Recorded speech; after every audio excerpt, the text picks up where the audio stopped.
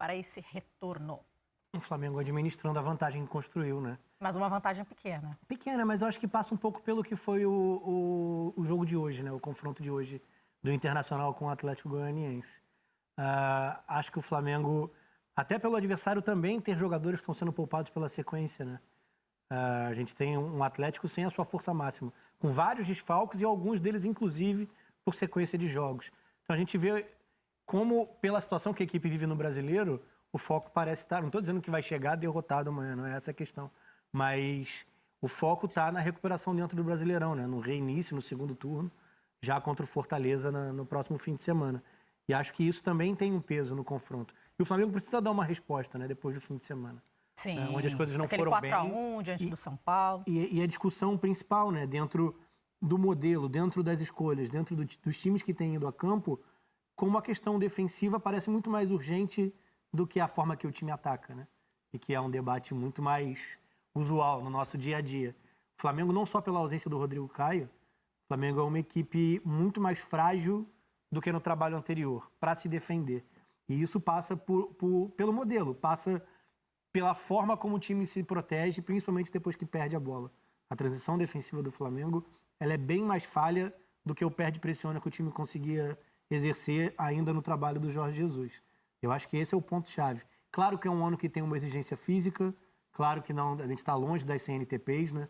Não são condições normais, isso tem uma influência, diferentemente do ano passado, mas ainda assim passa um pouco pelo modelo. O time se desconecta muito fácil entre a primeira pressão, os jogadores que estavam com a bola no campo de ataque e aqueles que tentam fazer a transição defensiva retomando, né? Se recolocando nas suas posições. Abre um clarão nesse meio, dividir em 2 blocos, seria essa a ideia.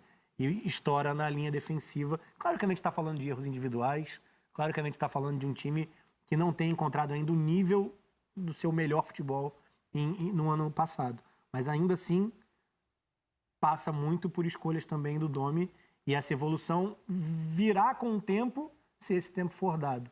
Porque a questão de tempo para treinar também não é realidade no Flamengo como em todos os outros. Exatamente. Tempo é a palavra que a gente mais repete e é algo que a gente não tem mesmo.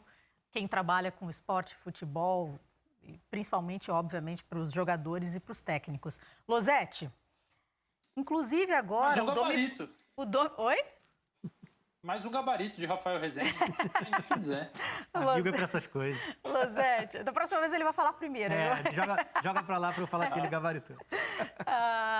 O Domi vai ter que também escolher pelo Hugo ou pelo Diego Alves, né? Ainda tem essa questão dessa disputa de titularidade também para essa partida.